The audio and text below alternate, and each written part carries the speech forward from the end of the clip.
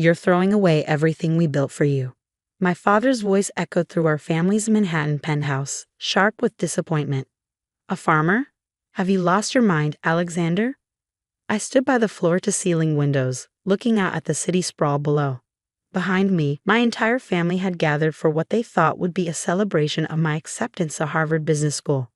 Instead, I had just announced my decision to pursue sustainable agriculture. "I'm not throwing anything away," I said quietly. "I'm choosing a different path." My sister Olivia laughed from her perch on our mother's expensive Italian sofa. "Different? That's one way to put it. You want to play in the dirt while the rest of us run global corporations." The Blackwood name had been synonymous with Wall Street success for 3 generations. My grandfather had built an investment empire, my father had doubled it, and my sister was already making waves as a youngest partner at Goldman Sachs. And then there was me, the Harvard graduate who wanted to revolutionize farming. "This isn't just about farming," I tried to explain, turning to face them.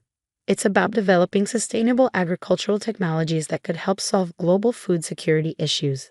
I've been working on innovative hydroponic systems that cold." "Enough." My father slammed his hand on his mahogany desk. "No son of mine is going to become a farmer. Either you accept your place at Harvard Business School or you're on your own." My mother, elegant in her Channel suit, stepped forward. "Alexander, darling, be reasonable. You have a trust fund waiting for you, connections in every major financial institution. Why would you want to throw that away to grow vegetables?" I pulled out my tablet and opened the presentation I prepared. "Look at these projections. The world's population is growing, but our arable land is shrinking. Traditional farming methods won't be enough. My hydroponic systems could revolutionize urban agriculture. We could grow food anywhere, using 90% less water, producing higher yields."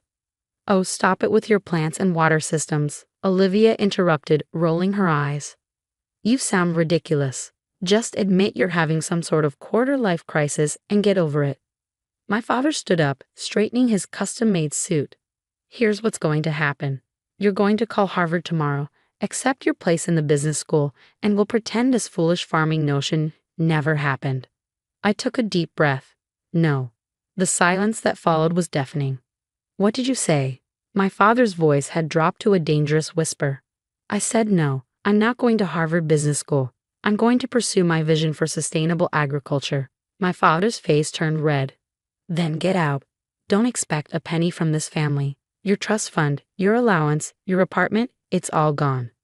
Go play in the dirt if that's what you want, but you're no longer a Blackwood." I had expected this reaction, but it still hurt. I looked at my mother, who turned away, at Olivia, who smirked, at my father, whose face was set in stone. "Goodbye, then," I said quietly, walking toward the elevator. As the doors closed, I heard Olivia's mocking voice. "Have fun being poor."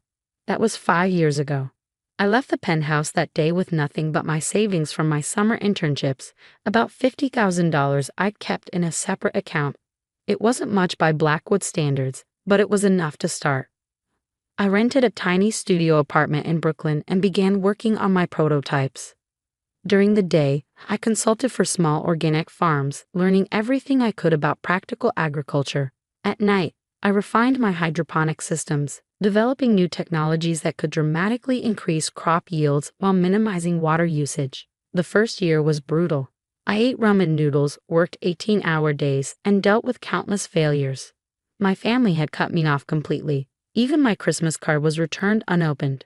The only person who still spoke to me was my grandfather's old gardener, Mr. Santos, who had taught me about plants when I was a child. "Your grandfather would have understood," Mr. Santos told me one day when I visited him. "He wasn't always rich, you know. He built everything from nothing, just like you're doing now." Those words kept me going through the darkest days. My breakthrough came in the second year. I had developed a vertical hydroponic system that could grow the equivalent of 2 acres of crops in the space of a shipping container. The system used advanced AI to monitor plant health, adjust nutrient levels, and optimize growing conditions in real time. I called it the EcoStack. With my remaining savings and a small loan from a local credit union, I installed the first EcoStack system in an abandoned warehouse in Brooklyn. The results exceeded even my expectations. We were producing fresh, organic vegetables in the middle of winter, using minimal water and zero pesticides.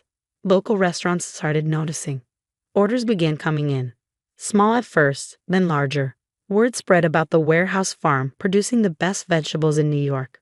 I named my company Green Tech Farms. By the third year, we had expanded to 3 warehouses.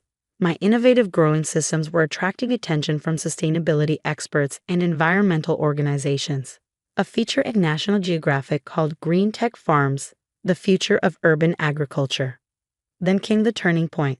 A major tech investor visited our main facility and was amazed by what he saw.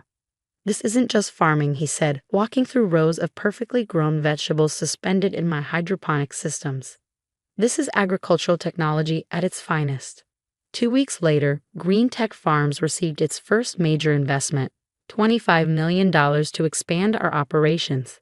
I used the money carefully, scaling up our technology while developing new innovations. We created smaller versions of the eco-stack for restaurants wanting to grow their own ingredients. We developed specialized systems for different types of crops. Every development was patented, every innovation protected. The company grew faster than our crops. By the 4th year, Green Tech Farms had facilities in 12 cities. Our technology was being used by major restaurant chains, hotels, and even space research organizations studying food production for long-term space missions. I kept a low profile through it all. Despite our success, I stayed in my modest Brooklyn apartment. I drove a used hybrid car. The only luxury I allowed myself was buying the building where Mr. Santos lived, ensuring he would never have to worry about rent again. Then came the day that would change everything. I was in our main research facility, testing a new hydroponic system designed for arid environments when my assistant rushed in. "Mr. Blackwood," she said, her face urgent, "you need to see this." She handed me her tablet, displaying the morning's financial news. The headline made my heart stop. "Blackwood Investment Group faces bankruptcy amid massive agricultural investment losses." I quickly scanned the article. My family's company had invested heavily in traditional industrial farming operations, ignoring the growing shift towards sustainable agriculture. Now, with new environmental regulations and changing consumer preferences, those investments were turning toxic. "There's more," my assistant said, swiping to another article. "Your sister's firm is distancing itself from her." Apparently, she was the one who pushed for these investments. I set down the tablet, memories flooding back. All those times they had mocked my interest in sustainable farming, called it a foolish dream.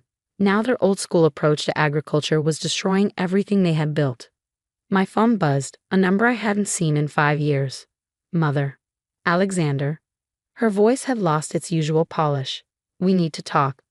I agreed to meet them at my main facility rather than their penthouse. Let them come to my world this time. They arrived the next morning. Father, mother, and Olivia, all looking distinctly uncomfortable as they were led through our hyper-modern growing facilities. Their designer clothes seemed out of place among the vertical gardens and humming hydroponic systems. I met them in my office, a simple space with a wall of living plants and a view of our experimental growing area. No mahogany desk, no expensive art pieces, just clean functionality and thriving greenery. "Nice place," my mother managed, though I could tell the industrial setting disturbed her. My father got straight to the point. "We've had some setbacks. Your sister tells me your company has become quite successful in agricultural technology." Olivia, who had been examining my office with barely concealed disdain, snorted. "Successful is an understatement. Green Tech Farms is worth more than our entire agricultural portfolio now." I leaned back in my chair. "Yes, I know. $890 million at last valuation. We're expanding into Europe and Asia next month." The silence that followed was heavy with realization. The son they had disowned for being a simple farmer now ran a company worth nearly $1 billion. "Why didn't you tell us?" my mother asked softly. "Would it have mattered?" I replied. 5 years ago, you made it very clear that unless I followed your prescribed path, I wasn't part of the family." My father shifted uncomfortably. "We may have been hasty in our judgment." "Hasty?" I stood up and walked to the window. "You threw me out, cut me off completely. Didn't even bother to find out what I was building here." I pressed a button, and the blinds opened fully, revealing the vast expanse of our research facility. Acres of vertical farms stretched out before us. producing more food in this one building than a traditional farm 20 times its size. This is the future of agriculture, I said, gesturing to the view. While you were investing in industrial farming operations that destroy the soil and waste water, we were developing systems that can grow food anywhere, sustainably, with minimal environmental impact.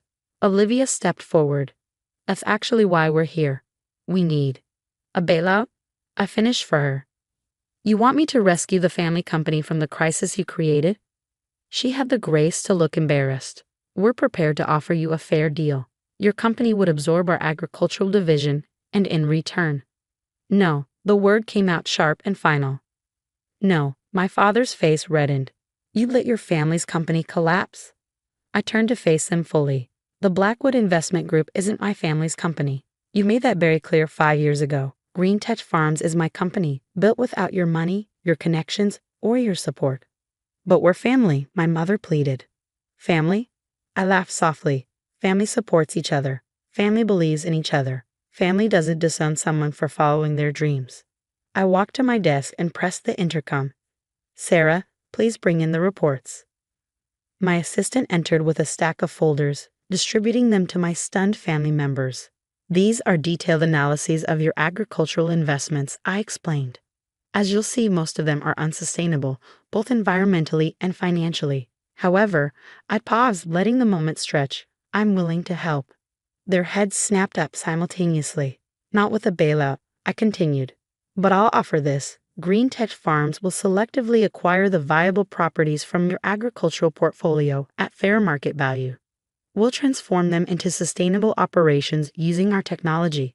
This will give you enough capital to restructure the rest of your business, provided you make some major changes. What kind of changes? My father asked worriedly. First, Olivia steps down from any involvement in agricultural investments. Second, you commit to environmental sustainability in all future investments. And third, I smiled slightly, you establish a foundation to support young entrepreneurs focusing on sustainable technologies, especially those whose families don't believe in their vision. My father started to protest, but Olivia cut him off. We accept. Everyone looked at her in surprise.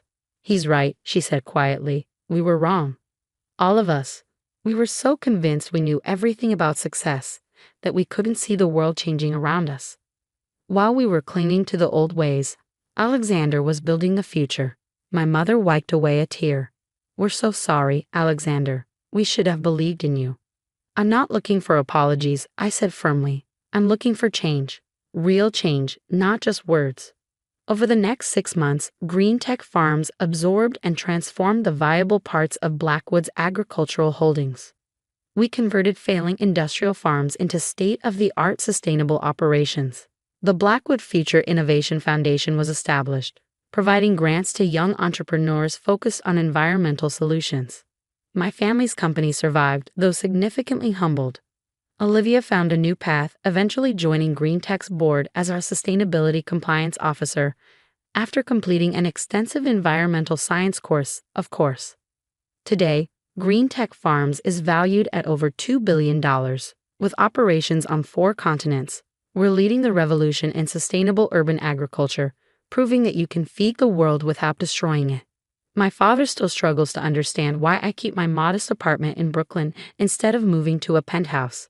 My mother has finally stopped sending me brochures for luxury cars. And Olivia, well, she recently started growing her own herbs in one of our home hydroponic units. Last week, I visited Mr. Santos in the building I'd bought for him. He was tending to his rooftop garden, which now features one of our smaller eco-stack systems. Your grandfather would be proud, he said, carefully pruning a tomato plant. Not just of your success, but of how you achieved it, by believing in yourself and your vision. I looked out over the city, where more and more rooftops are turning green with our hydroponic systems. Sometimes the best revenge isn't proving your critics wrong, it's proving yourself right while making the world a better place. Yesterday, I received an invitation to speak at Harvard Business School. They want me to give a lecture on sustainable business innovation. I couldn't help but smile at the irony. I'm going to Harvard after all, just not in the way my family had planned. I'm having the lecture recorded and distributed to every aspiring entrepreneur who's been told their dreams are worthless. Because sometimes the simple farmer knows more about the future than all the Wall Street experts combined.